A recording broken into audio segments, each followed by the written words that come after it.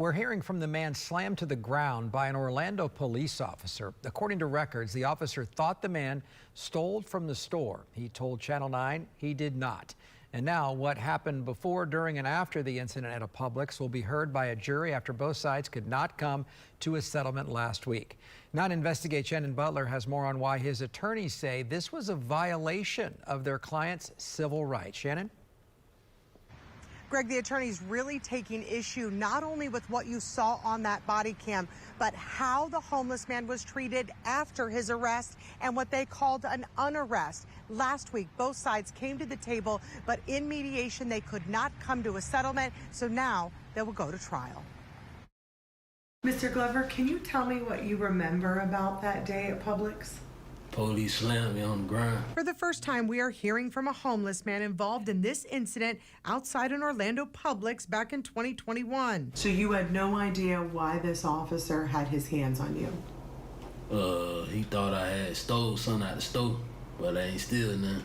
Investigators said Officer Taylor Marini was on an extra duty job at that local Publix when he confronted Alexander Glover and accused him of taking a soft drink without paying for it. Glover was told to leave. He got on his bike, and then this video shows what happened next.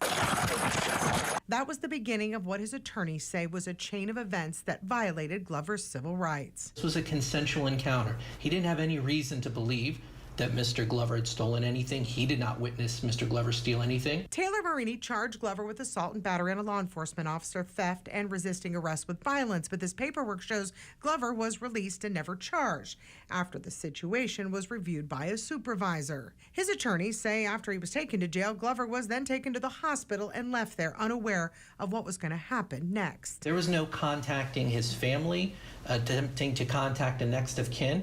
There was no letting him know that he was being unarrested. They left him there. This was an individual that they saw as someone that could be brushed aside, someone who could be cast off.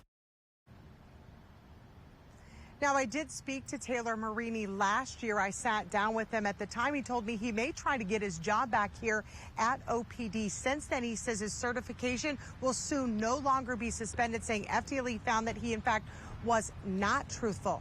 Now, as for Mr. Glover, he is no longer homeless. His attorneys tell me he is now living in a group home. We are live in Orlando. Shannon Butler, Channel 9 Eyewitness News.